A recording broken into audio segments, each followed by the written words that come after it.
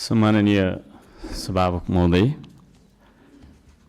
सर्वप्रथम त म सबैजनालाई हार्दिक शुभकामना र बधाई ज्ञापन गर्न चाहन्छु।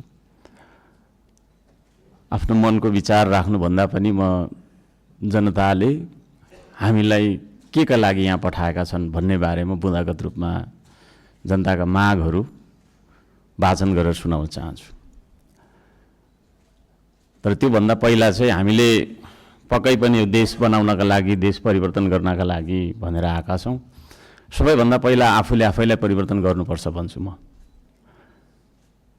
अघिल्लो शपथ ग्रहणको दिन पनि हामी 12 मिनेट 46 सेकेन्ड ढिलो थियौँ भने आज 16 मिनेट 55 सेकेन्ड हामी ढिलो भएका छौँ।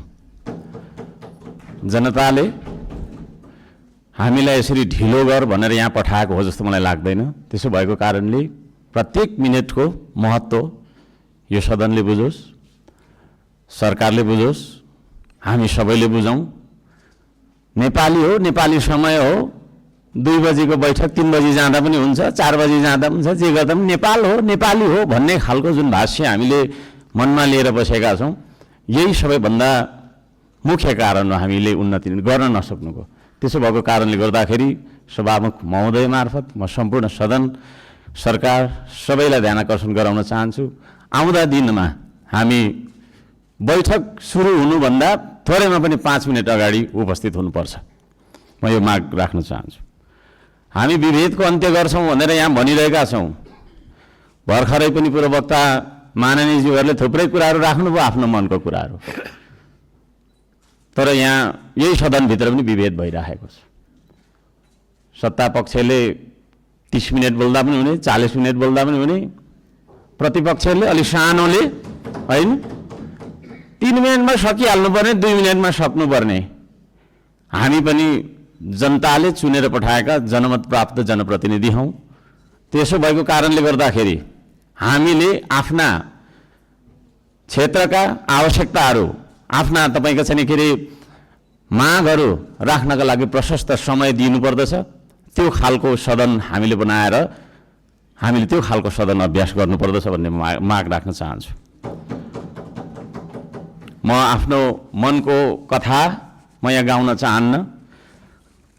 अब मेरो आफ्नो मन्तव्य राख्नुभन्दा पनि सरकारले कसो गर्नुपर्ने हो त? हिजो इतिहासमा हामीले के गर्यौँ, कसले के गर्यो, कुन नेताले के गर्यो, कतिको तपाईँको हामीले सङ्घर्ष गऱ्यौँ, के गर्यौँ भनेर आवश्यक छ जस्तो मलाई लाग्दैन।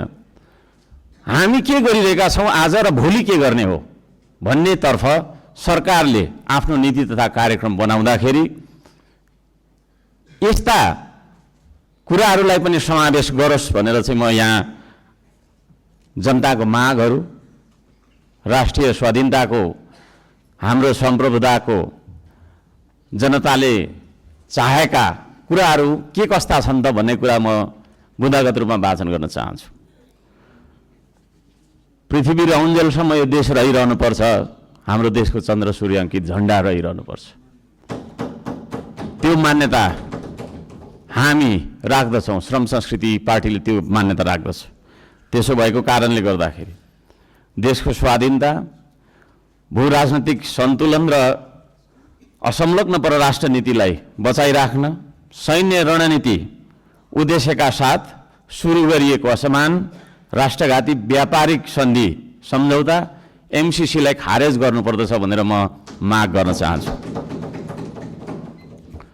2 नम्बरमा सीमावर्ती क्षेत्रमा छिमेकी मुलुकहरूले गरिरहेको गतिविधिलाई सक्रिय रूपमा नेपाल सरकारले निगरानी राख्नुपर्दछ र संयुक्त राष्ट्र सङ्घ लगायतका निकायहरूमा गएर हाम्रो देशका 4 किल्ला कति हो त हाम्रो भूगोल भन्ने सिमाना यकिन गरेर सिमानाको रक्षार्थ नेपाली सेनालाई खटाउनु पर्दछ भन्ने म माग राख्न चाहन्छु। नेपाली जनताले यो माग राखेको कुरा म जानकारी गराउन चाहन्छु। जनताले सोझै चुन्न पाउने प्रत्यक्ष कार्यकारीको चुनाव गर्नेतर्फ सरकारको नीति तथा कार्यक्रम अगाडि बढोस्। यदि सरकारले 2/3 नजिकको सरकारले त्यो कुरा अगाडि सार्छ भने त्यसमा हामी सबैले सहयोग गर्नुपर्दछ।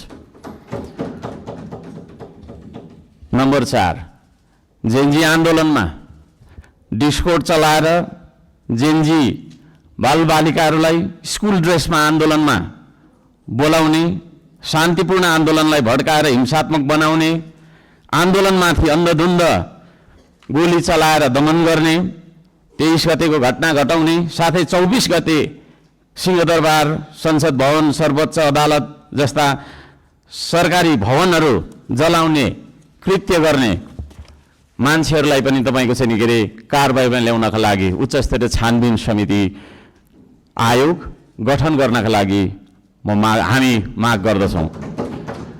5 नम्बर, सम्पत्ति छानबिन तथा शुद्धिकरण अभियान सुरु गर्नुपर्दछ।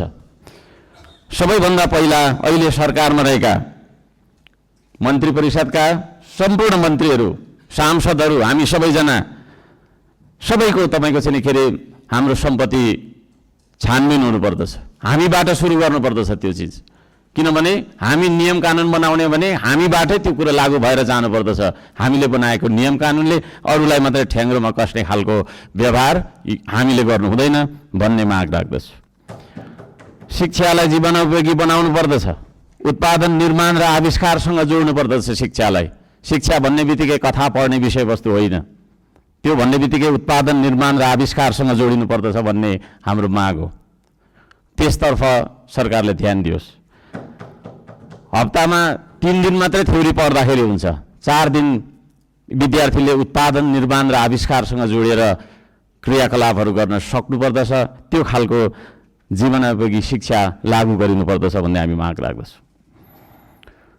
7 नम्बरमा, खेतीबारीको समस्या हल नगरी देशको आर्थिक समस्या हामीले सुल्झाउन सक्दैनौँ, आर्थिक उन्नति हुन सक्दैन। त्यसो भएको कारणले कृषिमा देखिएका समस्याहरू पहिचान गर्ने र समस्या हल गर्ने सबै खालका तपाईँको प्राविधिक उपायहरू अपनाउने काम गरिनुपर्दछ भन्ने ध्यान आकर्षण गराउन चाहन्छु। नम्बर 8मा, कम्तीमा एक पालिकामा एउटा उद्योग हुनुपर्दछ, एक परिवारमा एकजना रोजगार हुनुपर्दछ। त्यो खालको नीति हामीले अपनाउनु पर्दछ। बन्द गरिएका उद्योगहरूलाई पुनः सञ्चालन गर्ने साथै नयाँ उद्योगहरूको स्थापना गर्ने नीति तथा कार्यक्रम सरकारले ल्याउनु पर्दछ भन्ने ध्यान आकर्षण गर्न चाहन्छु। 9 नम्बरमा, जनताको सेवा सुविधा, विकास र समृद्धिमा सार्वजनिक हितका लागि प्राकृतिक स्रोत साधन ढुङ्गा, गिटी, माटो, खोला, नाला, खानी, खनिज, वन जङ्गल जस्ता स्रोत साधनका सदुपयोग गर्न पाउने गरी सहज किसिमको चाहिँ नियम कानुन बनाउनु पर्दछ। कहीँ कतै हामी हुन्छ म सक्छु अब र यी सम्पूर्ण स्रोत साधनलाई परिचालन गरेर चाहिँ हाम्रो देशलाई समृद्ध बनाउनतर्फ हामीले ध्यान दिनुपर्दछ भनेर भन्न चाहन्छु। म यहाँ शुभकामना मात्रै दिनुभन्दा सरकारको नीति तथा कार्यक्रमको कुन दिशामा जानुपर्दछ भन्ने एउटा सल्लाह सुझाव र प्रस्ताव प्रस्तुत गर्न चाहन्छु। प्राकृतिक संरक्षण गर्नुपर्दछ, संस्कृतिको प्रवर्धन गर्ने र प्रवृत्तिको विकास गर्ने नीति सरकारले लियोस्। सुशासनका निम्ति भ्रष्टाचार तपाईँको चाहिँ अन्त्य गर्ने, निष्पक्ष, मितव्ययी, पारदर्शी, जवाफदेही, दूरदर्शी, परिपक्व र दीर्घकालीन कामहरू गर्नेतर्फ सरकार अगाडि बढ्नुपर्दछ। देशभरि शान्ति सुव्यवस्था कायम गर्नका लागि आवश्यक उपायहरू अपनाउन जरुरी छ। खाने पानी, स्वास्थ्य, शिक्षा, सडक, बिजुली बत्ती जस्ता आधारभूत आवश्यकताहरू परिपूर्ति गर्नतर्फ हाम्रो ध्यान जानुपर्दछ। राम्रोसँग अध्ययन नगरी हतार सरकारले ल्याएका कार्यक्रमहरू लागू गर्नु हुँदैन। कुनै निर्णय गर्नु अघि तपाईँको प्रतिपक्षी दलहरूसँग सल्लाह गरेर सबै पक्षको उचित सल्लाह लिएर चाहिँ सरकार अघि बढे। निर्णय गर्दै पछि हट्नुपर्ने नियतिबाट होइन, सरकार बच्न सक्दछ। अहिले भर्खरै वृद्ध भत्ता, विद्यार्थी सङ्गठन, ब्रिज कोर्स जस्ता सम्बन्धमा निर्णयहरू जुन गरिएको छ यसलाई पुनर्विचार गरियोस् भन्न म चाहन्छु। वृद्ध भत्ताको समयको मापदण्डलाई जुन फेरबदल गर्ने भन्ने कुराहरू आएको छ कार्यसूचीमा, त्यस्ता कुराहरूमा सरकारले ध्यान दिएर मात्रै अगाडि बढ्दाखेरि राम्रो हुन्छ भन्ने माग राख्दछु। सुकुम्बासी भन्दै नागरिकको बासको अधिकारलाई खोज्दै डोजर चलाउने, राज्य आतङ्क फैलाउने चलनको अन्त्य गरियोस्। म त्यो भन्न चाहन्छु। जनताको घर टहरा भत्काउनु हुँदैन, विस्थापन होइन व्यवस्थापनको नीति सरकारले लागू गरेर अगाडि बढ्दाखेरि सबैले राम्रो हुनेछ। दशकौँदेखि बस्दै आएका भूमिहीन सुकुम्बासीहरूको स्वामित्व दिने गरी लाल पूर्जाको व्यवस्था गरोस् भनेर पनि म भन्न चाहन्छु। किसान मजदुर सुकुम्बासीका समस्या पहिचान गरी समाधानको पहल गर्ने धनीको मात्रै होइन गरिबको पनि हो यो देश भन्ने खालको आभास हामीलाई हुनुपर्दछ र जनतालाई पनि त्यो आभास भएको हुनुपर्दछ। त्यसतर्फ सरकारले काम गरोस् भन्ने म अनुरोध गर्न चाहन्छु। उपत्यका बाहिर पनि नेपाल छ भन्ने कुरा हामीले व्यवहारबाट जनाउनुपर्छ। यो काठमाडौँ उपत्यका मात्रै नेपाल हो भन्ने किसिमले सबै विकास चाहिँ यहाँभित्र मात्रै थोपार्ने किसिमको चाहिँ विकास हुनु हुँदैन भनेर म ध्यान आकर्षण गर्न चाहन्छु। सबै खाले विभेदको अन्त्य गरिनुपर्दछ। भूपू गोर्खा सैनिकहरूको समान पेन्सनका लागि नेपाल सरकारले आवश्यक सबै खालका पहलहरू गरोस्। नेपाल सरकारले गरेको सन्धि मार्फत चाहिँ नि गएका भूपू गोर्खाहरूलाई नागरिकता कायम राखेर चाहिँ नि उहाँहरूलाई एउटा नागरिकको दर्जामा राख्ने नियम त्यो खालको चाहिँ नीति हामीले अवलम्बन गर्नुपर्दछ भनेर ध्यान आकर्षण गराउन चाहन्छु। समयको पाबन्दीले गर्दाखेरि मैले यी कुराहरू सबै कुरा वाचन गर्न चाहिनँ। माननीय सभामुख महोदयले 2-3 चोटि भनिसक्नु भएको छ र यो म पत्र सम्माननीय सभामुख महोदय मार्फत टेबल गर्न चाहन्छु र यस सल्लाह सुझाव अन्तर्गत सरकारले आफ्ना विचारहरू आफ्ना नीति तथा योजनाहरू अगाडि बढाओस् भन्ने म माग राख्न चाहन्छु। धन्यवाद।